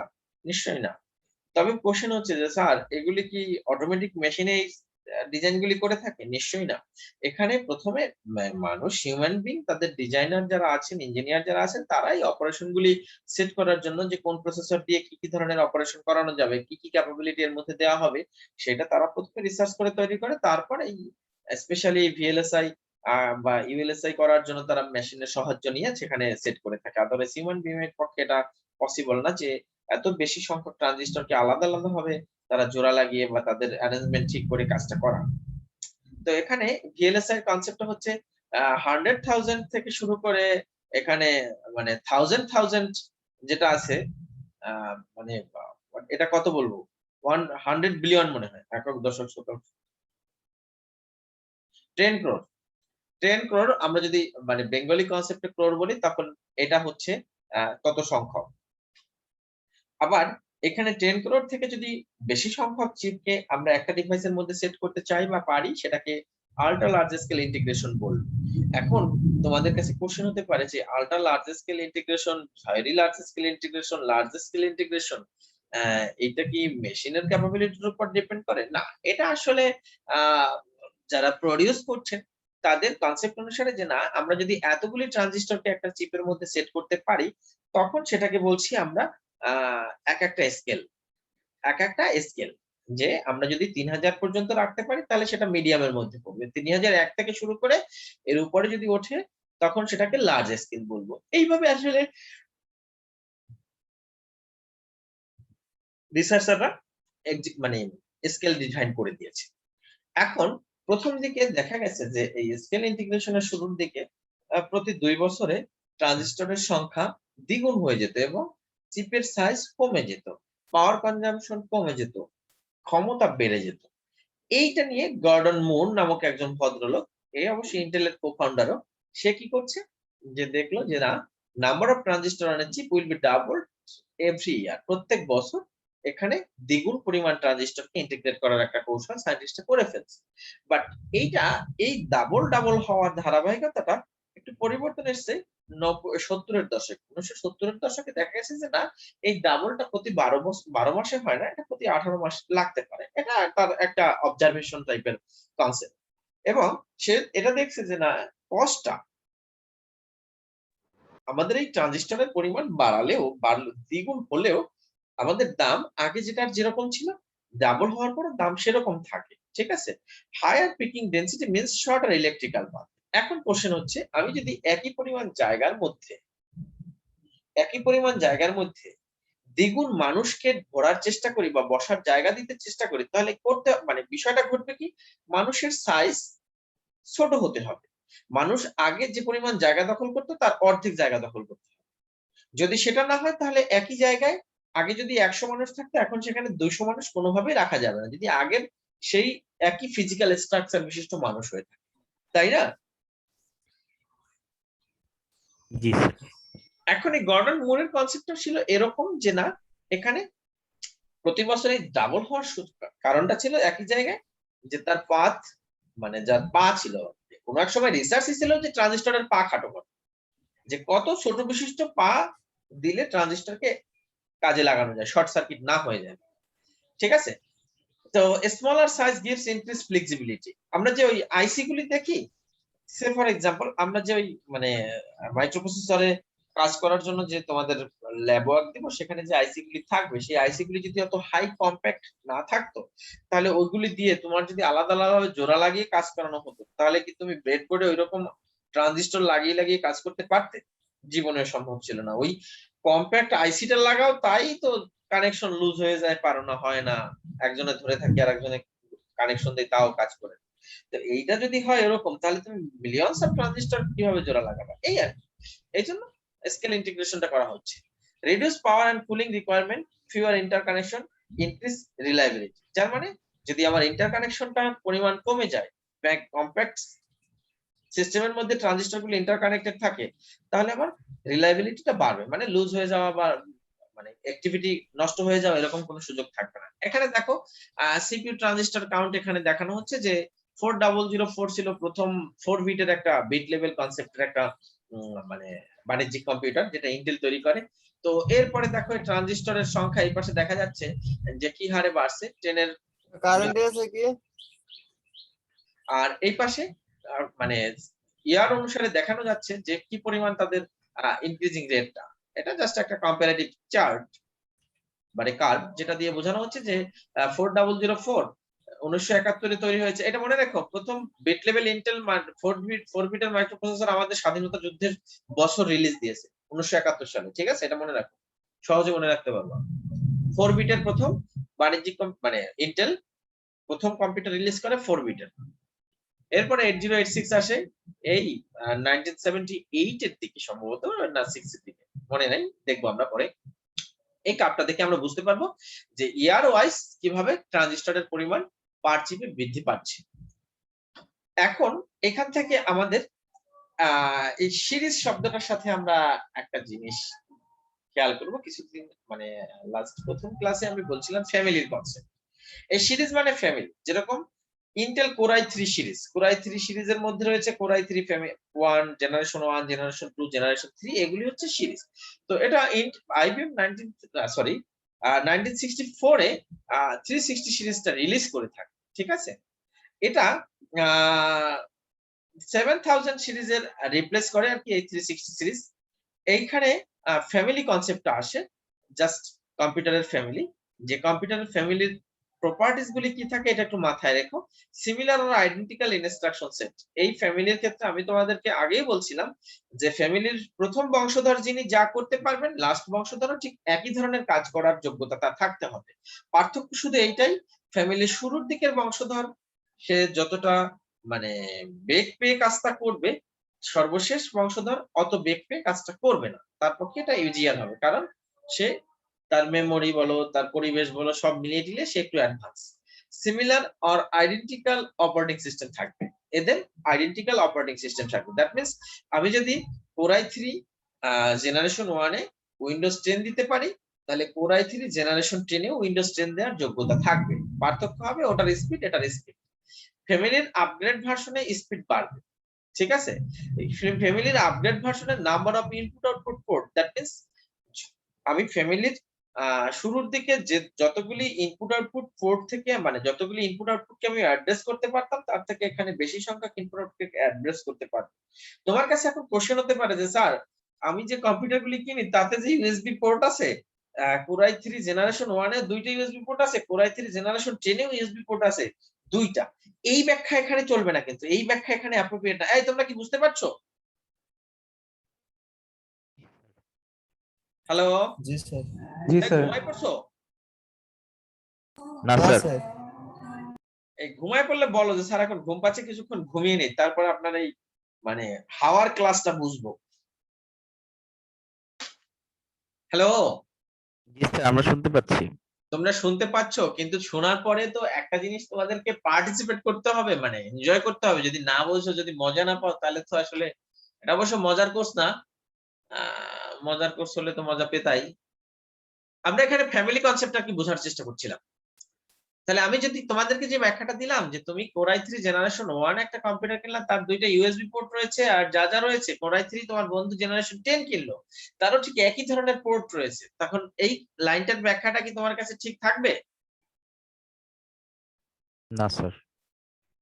বেসিক্যালি এই পোর্টস বলতে প্রসেসর কতগুলি ইনপুট আউটপুট পোর্ট থেকে ডাটা রিড করতে পারে। এখন তোমার ম্যানুফ্যাকচারিং কোম্পানি তোমাকে কয়টা ইউএসবি পোর্ট দিয়ে দিয়েছে, মানে ম্যানুফ্যাকচারিং কোম্পানি বলতে processor manufacturing company, motherboard manufacturing company, assembling company, এই জিনিসগুলি তো আমরা গোলায় ফেলবো না। প্রসেসর বানিয়েছে ইন্টেল, মাদারবোর্ড বানাইছে আসুস, অ্যাসেম্বল করছে বাংলাদেশের দোয়েল বা টেসিস, ধরে নাও এরকম একটা ঘটনা, ঠিক আছে? এই গল্পটা বুঝতে পারতেছো তো? প্রসেসর বানাইছে ইন্টেল, জি স্যার। মাদারবোর্ড বানাইছে আসুস, আর অ্যাসেম্বলি করছে টেসিস। টেসিসের নাম শুনছো? না স্যার, আজকে প্রথম না শুনলাম। স্যার, দোয়েলের নাম শুনছি। ওই দোয়েল বানাইছে হচ্ছে টেসিস, টেলিফোন শিল্প সংস্থা। আচ্ছা আচ্ছা। বাংলাদেশের ওই টেলিফোন যারা আর কি সাপ্লাই দিয়ে থাকে ওরা আর কি টেসিস বানাচ্ছিল, তোমরা সার্চ দিয়ে দেখতে পারো। তো যেটা হলো, তো এখন প্রসঙ্গ হচ্ছে এই প্রসেসর যারা তৈরি করেছে তারা তাদের মতো করে তাদের ক্যাপাবিলিটি দিয়ে প্রসেসরটা বানায় ছেড়ে দিয়েছে। সেই প্রসেসরটা তুমি তোমার মতো করে কিনে এর সাথে অ্যাডজাস্টেবল মাদারবোর্ড সেটা আসুসের নিতে পারো, সেটা ওই কি যেন নাম গিগাবাইটের নিতে পারো, আর অন্যান্য কোম্পানির যারা বানায় আর কি ক্লোন কম্পিউটার ডেস্কটপ যারা তৈরি করি আর কি, এরা যার তার মতো করে তৈরি করে নিতে পারি না? আমার ল্যাপটপের মধ্যে স্যার। যে প্রসেসরটা রয়েছে সেই প্রসেসরটা আমি খুলে তো একটা ডেস্কটপেও লাগাতে পারি। এই বিষয়টা তোমাদের কাছে ক্লিয়ার? জি স্যার। জি এই স্যার। মেয়েরা তোমরা কথা বলছো না কেন? এই কথা বলো, এখন আর ক্লাস হবে না, এখন গল্প হবে, বাদ দাও, এই পড়ালেখা ভালো লাগতেছে না। হ্যালো স্টুডেন্টস, জি স্যার, আমরা সবাই শুনতে পাচ্ছি। ফিমেল স্টুডেন্টস এর রেসপন্স চাচ্ছি আমি, বিকজ আই থিংক তোমরা কেউ একজন কিনে দিয়েছে সেটা ব্যবহার করছো, এই ব্যাখ্যাগুলি তোমাদের কাছে থাকতে হবে তো বাবা। এই ওরা কি সব ঘুমিয়ে পড়ছে নাকি? দেখো তো এর মধ্যে দেখি। বৃষ্টি এই আনিকা, হচ্ছে তো, জি স্যার, শুনতে ব্যবহার পাচ্ছি। করতে পারে। আপনি শুনতে পাচ্ছেন? আপনাদেরকে তো আমি জিজ্ঞেস করছি, শম্পা কি আপনি ঘুমিয়ে পড়ছেন? না স্যার। তাহলে আমি জিজ্ঞেস যা করছি এটা তো রেসপন্স করতে হবে। আমার ক্লাস তো স্টপ, এখন আমরা গল্প করব। আমি যে ল্যাপটপটা কিনছি সেই ল্যাপটপটার প্রসেসরটা খুলে যদি আমি ডেস্কটপ বানাতে চাই তাহলে কি করতে হবে? কেউ একজন বলেন কি করা যেতে পারে? আমার কাছে একটি ভালো প্রসেসর আছে, সেই প্রসেসরটাকে দিয়ে আমি একটা ডেস্কটপ বানাতে চাই, কি করতে হবে বলো? কম্প্যাটিবল মাদারবোর্ড লাগবে। এই না, মেয়েরা বলবে।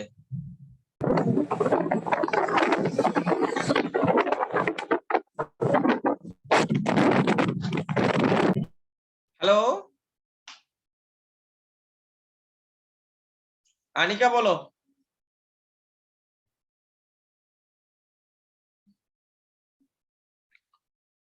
আনিকা, জি স্যার, প্রসেসর বানাতে হলে তো প্রসেসর বানাতে বলি নাই, প্রসেসর তোমার ল্যাপটপ থেকে খুলেছি আমি, খুলে স্যার। একটা ডেস্কটপ বানাবো। কিভাবে বানাবো বলো? তোমার একটা অ্যাসাইনমেন্ট। ডেস্কটপ বানাতে হলে তো যে জায়গায় ওই যে সিপিইউটা আমি বসাবো সেই জায়গায় বসাই দেবো। হ্যাঁ, মাদার বলো সিপিইউটা বসাবো, কোথায় বসাবো? ওকে, বুঝতে পেরেছি। এখন এই স্বর্ণা বলো, সাদিয়া জান্নাত স্বর্ণা, কিভাবে বানাতে পারো? তোমার ল্যাপটপের প্রসেসরটা আমি খুলে ফেলছি, খুলে ফেলাই কি করব, কিভাবে বানাবো?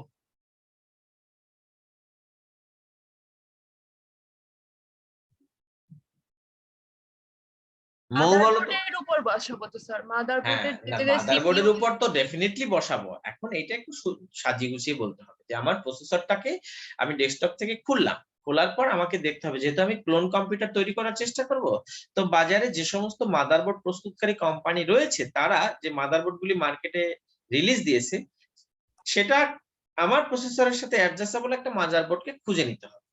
মাদারবোর্ডকে খুঁজে নিয়ে সেটা তার সাথে সেট করতে হবে এবং সেই মাদারবোর্ডের মধ্যে র‍্যাম সহ অন্যান্য জিনিসপত্র সেট করতে হবে।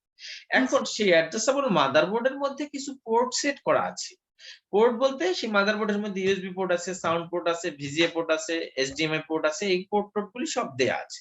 সেই অনুসারে আমরা সেই পোর্টগুলিকে ইউজ করতে পারি। এখন কোশ্চেন হচ্ছে, আমার ল্যাপটপে যখন যেটা প্রসেসরটা অ্যাড করা ছিল তখন যতগুলি পোর্টের সাথে সে সংযুক্ত ছিল, আমি ডেস্কটপ বানানোর পরে সেই পোর্ট সংখ্যা হেরফের হতে পারে। আমার এখানে কোশ্চেন ছিল যে আমাদের জেনারেশন যখন আপডেট হবে, ল্যাটার জেনারেশন আসবে, তখন নাম্বার অফ পোর্টস বাড়বে, মানে টার্মিনাল সংখ্যা বাড়বে। টার্মিনাল সংখ্যা বাড়ার ক্ষেত্রে এই পোর্ট মানে কি বলতো? পোর্ট হচ্ছে যেটা আমরা আর কি ওই পোর্ট বলতে পেরিফেরাল যেগুলো যুক্ত হয় সেগুলো। Absolutely right. আমাদের দেশের মধ্যেও পোর্ট আছে। আমরা যদি দেশের মধ্যে পোর্টের সাথে তুলনা করে কম্পিউটারের পোর্টকে বোঝার চেষ্টা করি, সুন্দরভাবে বুঝতে পারবো। বাংলাদেশে কয় ধরনের পোর্ট আছে? এয়ার, ল্যান্ড, সি, 3 ধরনের পোর্ট আছে। এই পোর্টগুলি দিয়ে কি হয়? দেশের অভ্যন্তরের কোনো প্রোডাক্ট বাইরে আমরা চালান করি, আর বাইরের থেকে যদি কোনো প্রোডাক্ট আমার দেশের মধ্যে নিতে চাই, তাহলে সেই পোর্টে ল্যান্ড করতে হয়। এখন কম্পিউটারের ক্ষেত্রেও বাইরের জগতের সাথে আদান প্রদান করার জন্য, দ্যাট মিন্স বাইরের জগতের সাথে আদান প্রদান যাদের সাথেই করবো তারা সবাই পেরিফেরাল। সেই পেরিফেরালের সাথে ডকুমেন্ট আউটপুট আকারে পাঠানো বা পেরিফেরাল থেকে ডকুমেন্ট ইনপুট আকারে নেয়ার জন্য আমরা এই যে মানে জায়গাগুলিকে আমরা ব্যবহার করব তাদেরকে আমরা বলছি পোর্টস। পোর্টস এখানে আমাদের বিভিন্ন ক্যাটাগরির পোর্টস আছে। পোর্টস এর 2 ধরনের ক্যাটাগরি, মেল পোর্টস এবং ফিমেল পোর্টস। আবার ফাংশনালিটি অনুসারে আমরা যেটা বলতে পারি HDMI ports, VGA ports, USB ports, sound ports, এই ধরনের বিভিন্ন ধরনের পোর্টস রয়েছে। তো আমি যেটা বলবো, কম্পিউটারের এই প্রসেসর ইনপুট আউটপুট নেয়ার ধরন অনুসারে আমরা পোর্টের সংখ্যা ল্যাটার জেনারেশনে বাড়বে বা কমবে। আমি একটা ইউএসবি পোর্টে ইউএসবি হাব লাগালাম, সেই ইউএসবি হাবে আরেকটা হাব লাগালাম, এরকম করে করে আমি নাম্বার অফ কানেক্টেড পেরিফেরালস বাড়াতে পারি না? স্যার বাড়াতে পারি। পসিবল? পসিবল। যদি পসিবল সরি, যদি পসিবল হয়েই থাকে, তাহলে ওই যতগুলি ডিভাইস আমি এই কম্পিউটারের সাথে পোর্ট স্প্লিট করে বাড়ালাম, সবগুলির কাছ থেকেই তো ডকুমেন্ট প্রসেসর নিচ্ছে দিচ্ছে। কখনোই তো আমার এই ইউএসবি পোর্ট মাল্টিপ্লাই করার পর বা স্প্লিট করার পর প্রিন্টার এবং স্ক্যানার আমি স্প্লিট করে একটা পোর্টের মধ্য দিয়ে নিতে পারি না। একটা পোর্টে একটা ইউএসবি স্প্লিটার লাগালাম বা ইউএসবি হাব লাগালাম, হাব লাগিয়ে সেখানে একটা প্রিন্টার লাগালাম, একটা স্ক্যানার লাগালাম। এখন আমি প্রিন্ট কমান্ড দিলে কি স্ক্যানার থেকে প্রিন্ট হবে? না স্যার। তাহলে কম্পিউটার তো ওই যে পোর্ট থেকে আমি ইউএসবি আগে সিঙ্গেল একটা প্রিন্টার লাগিয়ে যে পোর্টে আমি কন্ট্রোল পি দিলে প্রিন্ট হতো বা স্ক্যানার লাগানোর পর স্ক্যান করার চেষ্টা করলে স্ক্যান হতো, সেইটাই আমি একটা ইউএসবি হাব লাগিয়ে সেখানে এখন 2টা ডিভাইস লাগিয়েছি। তখন তো কম্পিউটারের মাথা বিগড়ে যায় না, যায় কি? প্রিন্টারের কাছে স্ক্যান কমান্ড দেয় না, স্ক্যানারের কাছে প্রিন্ট কমান্ড দেয় না, অথবা সাউন্ডের কাছে বলে না তুমি প্রিন্ট করে দাও। স্পিকারের কাছে, স্পিকারও তো একটা পোর্ট থেকে বের হয়, তাই না? তোমরা যে হেডফোন লাগিয়ে কথা বলো কম্পিউটারে, জি স্যার। সেটাও তো স্পিকার পোর্ট, জি স্যার। তাই না? আবার তোমার ল্যাপটপের সাথে বিল্ট ইন স্পিকার আছে, এইটা লাগালে ওটা কাজ করে না, ওটা লাগালে এটা কাজ করে না। এখানে অবশ্যই একটা নরমাল একটা লজিক মানে সেট করা আছে, হার্ডওয়্যার লজিক সেট করা আছে, সেটা সমস্যা না। তো আমি যেটা তোমাদেরকে বলছিলাম যে এই ধরনের নাম্বার অফ পোর্টস ল্যাটার জেনারেশনে বাড়বে। যতগুলি আমরা ইনপুট আউটপুট ডিভাইস নিতে পারি সেটার সংখ্যা এখানে বাড়বে, এবং মেমোরি অ্যাড্রেসিং ক্যাপাবিলিটি এখানে মানে মেমোরি বিষয়টাও একটু মানে বাড়বে ল্যাটার জেনারেশন। এই দেখো ইনক্রিজ মেমোরি সাইজ, এবং এই জেনারেশন আপগ্রেড করার কারণে এই যে স্পিড, পোর্ট, মেমোরি সাইজ এগুলি বাড়ার কারণে কস্টটাও বাড়বে। ঠিক আছে, এখানে ডিইসি পিডিপি 8 এই কম্পিউটারটা তোমাদের এখানে যেটা আছে ফার্স্ট মিনি কম্পিউটার আকারে 1964 এ আসলে আসছে। এটা এমন ভাবে তৈরি করা হয়েছিল, আগের কম্পিউটার গুলিকে মানে এক্সট্রা ফিচার ছিল যে এটা ঠান্ডা রাখার জন্য আমার এয়ার কন্ডিশন রুমের প্রয়োজন ছিল। এটা আসলে এয়ার কন্ডিশন ম্যান্ডেটরি ছিল না, এটা খুব ছোট সাইজের, মোটামুটি ছোট সাইজের ছিল, যেটা আসলে আমরা ইন্ডিভিজুয়াল ইউজের জন্য ব্যবহার করি, এবং দামটাও অনেক কম ছিল, মানে মাত্র $16,000 তৎকালীন সময় 64 এ $16,000। তো ওই সময় এই ডিএসি পিডিপি 8 কম্পিউটারটা যদি আইবিএম এর 360 সিরিজ যা 7000 সিরিজকে রিপ্লেস করছে, ওইটার সাথে তুলনা করলে এর দাম ছিল অনেক সস্তা। এটা ছিল $100,000, মানে $100,000 পর্যন্ত। 100K ডলার প্রাইস ছিল 360 সিরিজের একটা কম্পিউটারের দাম, যেখানে ডিইসি পিডিপি 8 কম্পিউটার ছিল মাত্র 16,000। সো ইন্ডিভিজুয়াল ইউজ করার ক্ষেত্রে এটা সুবিধা হতো। এটা বেসিক্যালি এমবেডেড অ্যাপ্লিকেশনের ক্ষেত্রে মানে মূলত ব্যবহার করা যেত। এটার একটা স্ট্রাকচার বাস রয়েছে। এই বাসের ক্ষেত্রে দেখো কি রয়েছে, console controller, CPU, main memory, input output module, এগুলি আসলে সবগুলোই অমনিবাসের সাথে কানেক্টেড থাকতো। এটা তোমরা নিজেদের মতো করে একটু মানে জাস্ট, এটা পরীক্ষার জন্য কিছু না, নিজেদের মতো করে পড়ে নিবা, জাস্ট ওই ইভ্যালুয়েশন পড়তে গিয়ে এটা পড়লে ভালো লাগবে। এখন একটা সেমিকন্ডাক্টর মেমোরি। সেমিকন্ডাক্টর মেমোরির ব্যাপারে যদি আমরা বলি, তো স্টোরড কম্পিউটার কনসেপ্টে তো অবশ্যই মেমোরি লাগবে।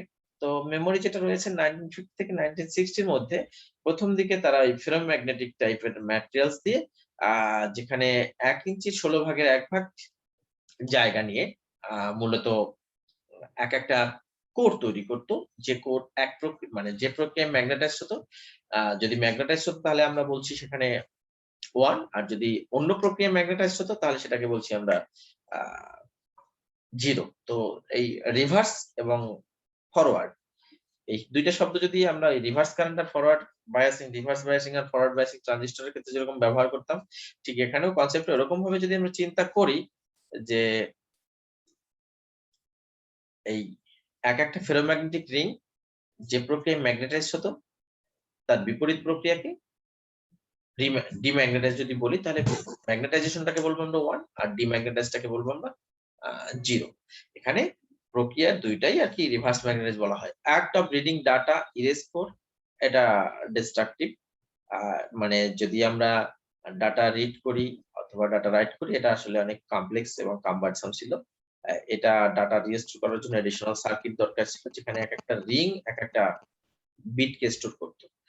এরপরে 1970 এর দিকে ফেয়ারচাইল্ড একটা এই রিং কনসেপ্টের তুলনায় একটা ইজিয়ার কনসেপ্ট তৈরি করলো, ক্যাপাসিয়াস সেমিকন্ডাক্টর, মানে ক্যাপাসিটর বেস আর কি সেমিকন্ডাক্টর মেমোরি, যা প্রথমে 256 বিট জমা রাখতে পারতো।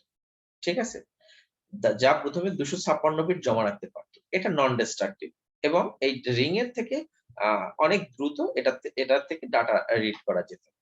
এখানে ক্যাপাসিটি অ্যাপ্রক্সিমেটলি ডাবল পার ইয়ার। এখন দেখা গেছে যখন এই ফেয়ারচাইল্ড এই ক্যাপাসিটর বেস মেমোরি তৈরি করছে, তখন দেখা গেছে যে তার পরবর্তীতে প্রত্যেক 2 বছর অন্তর অন্তর এর ক্যাপাসিটি ডাবল হয়ে যায়।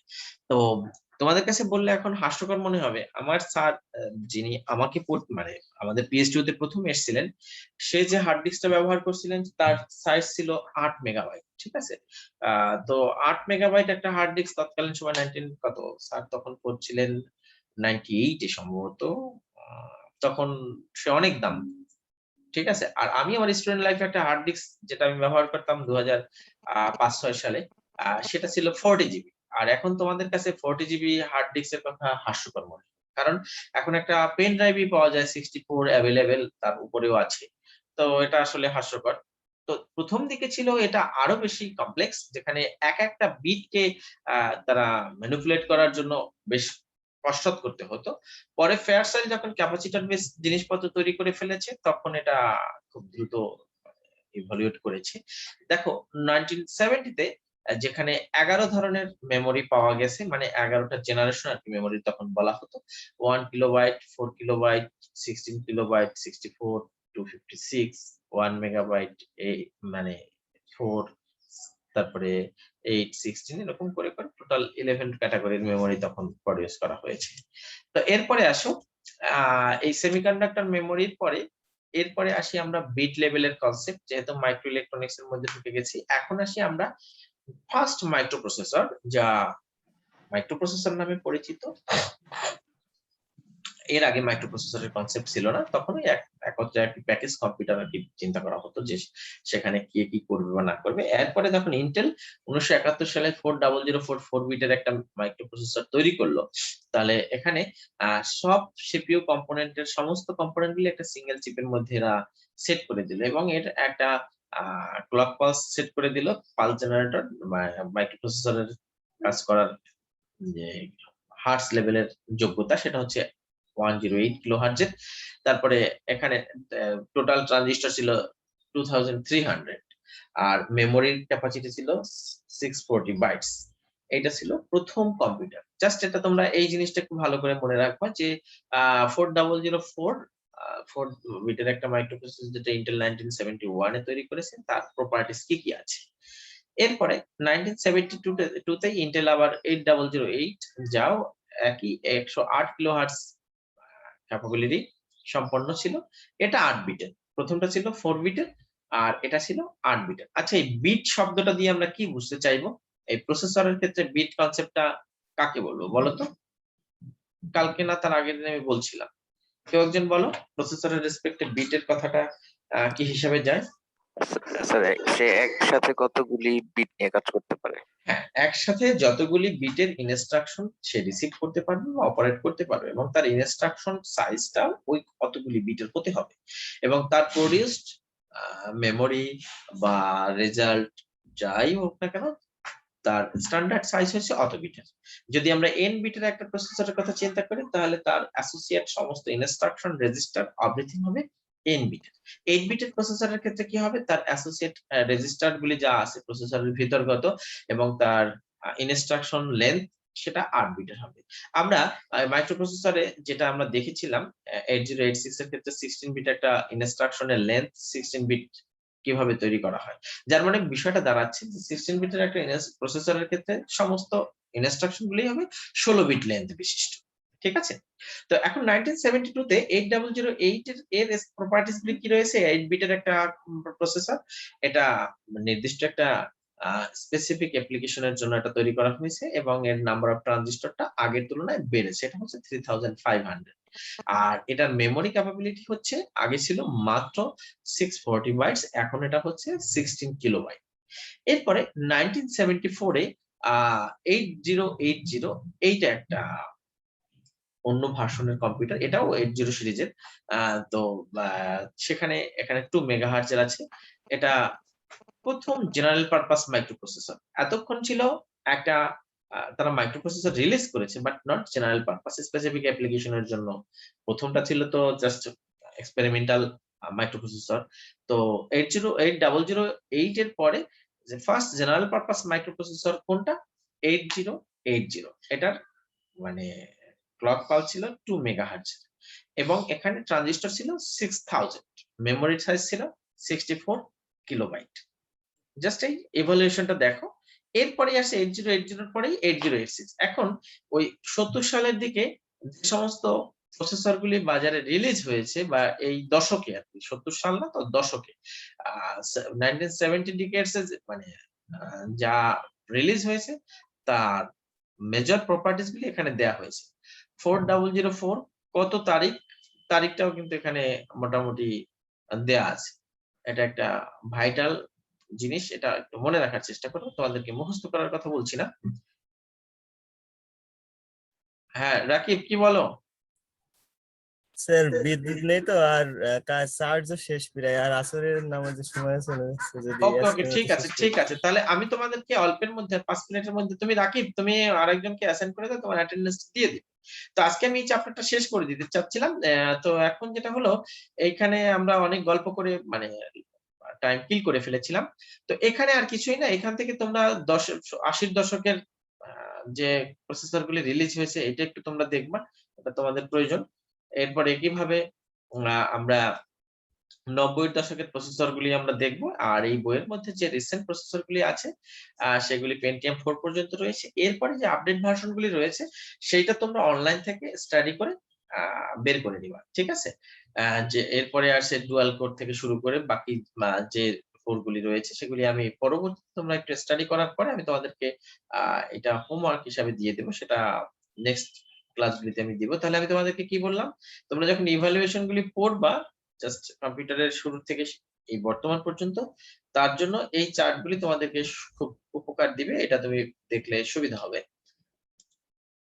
তো এখন এখানে যেটা রয়েছে কম্পিউটারের তোমাদের যাদের প্রয়োজন আছে তারা অন্য একজনকে অ্যাসাইন করে দিয়ে চলে যেতে পারো, ঠিক আছে? না আজকে ক্লাস শেষ করে দেব? হ্যালো স্যার শেষ করে দিলে আমি ভালো হবে স্যার, আমার ফোনের চার্জ শেষ। ওকে ঠিক আছে, তাহলে আমরা এই মানে স্পিড আপ করার যে কৌশলটা পর্যন্ত আছি এখন। তোমরা তাহলে 5 মিনিট সময় দাও, আমি অ্যাটেন্ডেন্সটা নিয়ে তোমাদেরকে রিলিজ দিয়ে দিচ্ছি। তোমরা একটু কেয়ারফুল থেকো এবং সবাই মাউসগুলি মানে মাইকগুলি অ্যাক্টিভ করে রাখো যাতে আমরা সহজেই ইয়াটা করতে পারি। Roll number 2, Present, sir.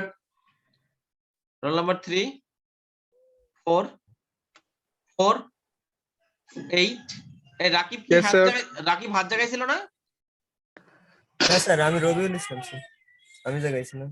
ও রবিউল ইসলাম, ওকে। 8, Yes, sir. 9, Yes, sir. Yes, sir. 11, 12, 13, 16, Yes, sir. 17, 17, sir 17 ছিল, চলে কারেন্ট নেই। 18, Present, sir. দেখা যাচ্ছে স্ক্রিনটা? জি স্যার দেখা যাচ্ছে। 20, 24, Present, sir. 25, স্যার 25 ছিল। 26, 28, yes sir 28। 29, Yes, sir. 32, sir 32 ছিল। 37, 37 ছিল। স্যার 37 ছিল। 39, Present, sir. Present, sir. 40, Yes sir. 41, yes sir. 42, Present, sir. 43, 44, Yes, sir. 45, 45 ছিল, কারেন্ট চলে গেছে। 46, 47, 48, 59, sorry, 50, 51, স্যার 51 ছিল। 52, Yes, sir. 53, Yes, sir. 56, yes sir. 57, 57, sir 57 ও ছিল। 59, sir আমি। Yes sir. 60, 61, 62, 63, স্যার 63 ছিল। হ্যাঁ আমি দেখেছি, 64, yes sir. 65, 66, 67, yes sir. 68, 69, sir ছিল 71, 69। 71, ইয়েস স্যার। 16, 18, এই যাদের হয়ে গেছে তারা চলে যেতে পারো। 16, 39, 54, 54 ছিল, স্যার। তারপরে 56, Yes, sir. 71, Yes, sir. Thank you. আর কেউ বাকি আছো? দেখো তো একটু, একবার চেক করে দেখো, Sir 04 sir. একবার একটু দেখে যাও। 16, 39, 16, 18, 17, 68, 66, 65, 62, 61, 60, 58, all of are absent. 50, 48, 47, 46, 20, 13, 12, 11, 4. Sir 04. ওকে, ঠিক আছে, থ্যাংক ইউ। ওকে, দেখি কালকে আবার ক্লাস নেওয়া যায় কিনা, জিতুকে জানিয়ে দেবো। জি স্যার। আসসালামু আলাইকুম স্যার। আচ্ছা।